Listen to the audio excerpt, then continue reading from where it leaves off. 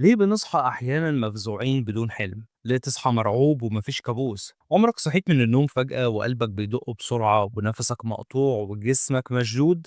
تحس كأنك كنت في خطر، كأنك كنت بتجري أو بتهرب أو هتموت. بس لما تحاول تفتكر مفيش حلم، مفيش كابوس ولا أي صورة واضحة، بس في خوف حقيقي في جسمك. طيب السؤال بقى هنا، ليه بنصحى مفزوعين بدون حلم؟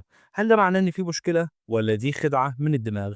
خلينا نفهمها لأن الموضوع بيحصل أكتر من ناس بتتخيل.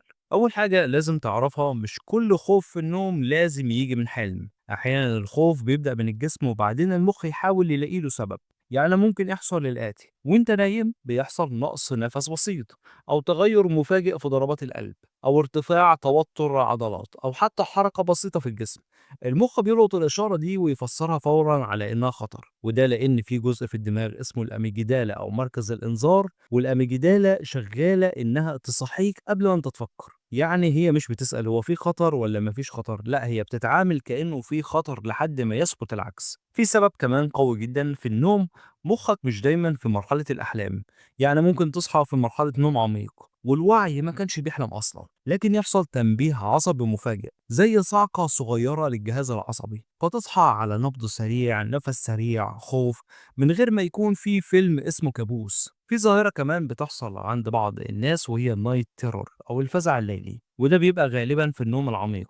الإنسان بيصحى مرعوب وممكن يقعد أو يصرخ، لكن تاني يوم ما يفتكرش حاجة تقريبا. ليه؟ لأن أجزاء الوعي ما كانتش شغالة بالكامل، لكن نظام الإنذار هو اللي شغال بالزيادة. الحاجة اللي تزود ده جدا: الضغط النفسي، السهر، قلة النوم، الكافيين بقى اللي بتشربه متأخر، أو نومك المتقطع. كل ده بيخلي الجهاز العصبي متحفز، فأي إشارة بسيطة بتتحول لفزع.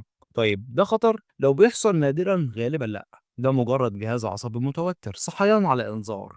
لكن لو بيتكرر كتير أو مصحوب بضيق نفس شديد، يبقى وقتها محتاج تراجع نومك وصحتك ومصادر التوتر بتاعتك.